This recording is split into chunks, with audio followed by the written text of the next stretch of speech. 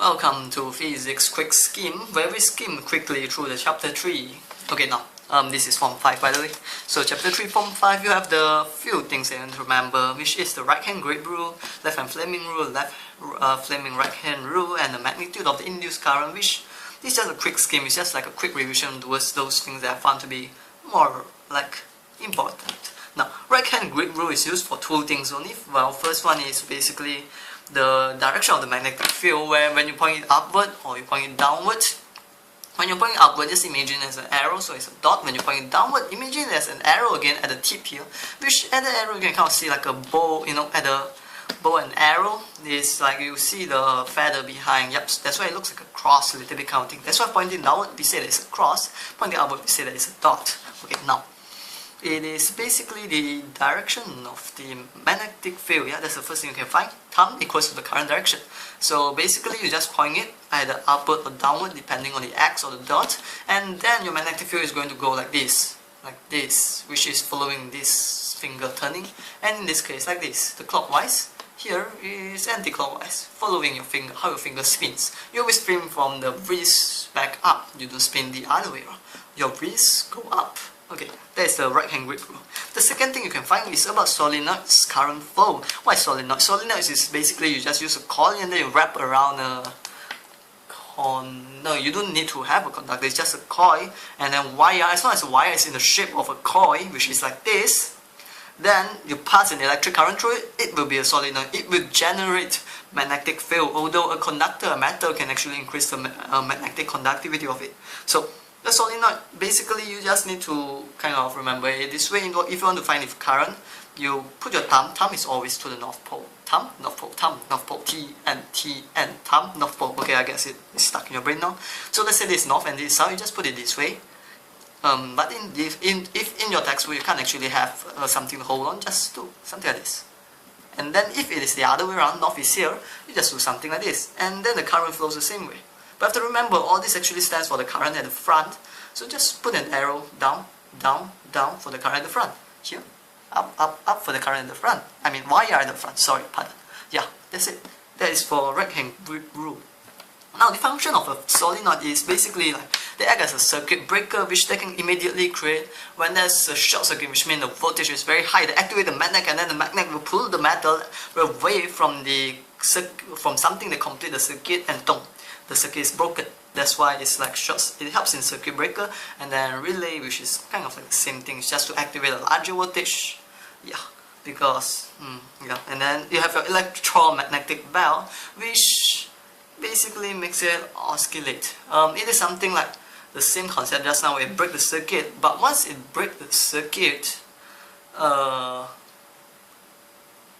it forms another circuit again. It basically just have two magnets, and it makes it oscillate. It's something like that. More detail, please refer to your textbook. Now, going on to the next thing is basically of Fleming left hand rule and Fleming right hand rule. Fleming left hand rule is the direction of force, so I always move my thumb in a circle and imagine that it's basically finding the direction of force. And Fleming right hand rule is basically the direction of current, so I point out my middle finger. That's quite good. So I point out my middle finger and I imagine on fire because current is passing through it. So Fleming left hand rule is basically to find the direction of force. Where this is your magnetic current, this is your thumb, and yeah, you do this. And you point these two based on your textbook, the magnetic field, your current, and then this will get you your direction of force. Fleming right hand rule is just finding the direction of current, but you are going to refer to this and this from your exam paper or your textbook, and then this is what you will be finding. Now, magnitude of induced current actually depend on the speed of the relative motion, and then the strength of the magnetic field, and then the length of the conductor or the number of coil. Induced current basically just mean the current produced from all this movement and the magnet. So basically the magnitude, how big that current is, depends on these three things. Which basically these two things become similar. It's the length. These two things is kind of similar. It's depending on the length, and basically just the length of the wire. You have the length of the conductor and also the number of coil. The other one will be the strength of speed of relative motion, which if in a case that your magnetic field and motion of the magnet is present, where let's say I have a magnetic field here that goes down like this, these two are a magnet, and to S, and then I have something, and I cut the magnetic field. This one is also another magnet, where I move up and down when I cut the magnetic field. This is something that will produce the induced current. as simple as that. And moving on to the last part for the chapter is about transformer, where you need to remember 4 factors of it. First, not to say 4 factors, 4 limiting factors. That's more accurate. So the resistance of the coil that is produced in the transformer actually kind of like limit the transformer itself. What do? We put thick copper wire, because thick copper wire has a very low resistance, and it will help to like not to have so much resistance at the coil. Now, reversal or magnetization is like heat produced. You see, because in a transformer, use AC current where the magnetic flux just goes like change big, small, because of the AC current being this shape. So this reversal of magnetization will actually like it produces heat, unnecessary heat. So what you do is you use soft iron core, which it can be easily magnetized and demagnetized, so it reduces the amount of this heat.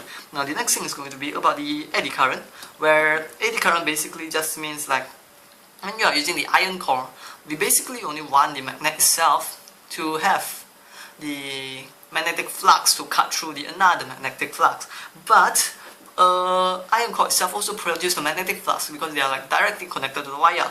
To prevent that, we use laminated iron core, which basically just means a lot of sheets of the iron, and this means that only the outer sheet are affected by the wire, because only those 2 outer sheets are directly in contact. The others iron, they are not that in direct contact, they don't really have that much of an magnetic flux. Yeah. So basically just use laminated iron core. Now the next thing is going to be leakage of flux, which means that some of the magnetic field are not being used to cut and converted to the voltage on the other side of the transformer. So what we do is we use the closed loop design, which basically is just a box that we see. It's a typical design that we see in our exercises. Yeah, that's the most effective design. It's called the closed loop design. Okay, that's it for a quick skim for chapter 3 for 5.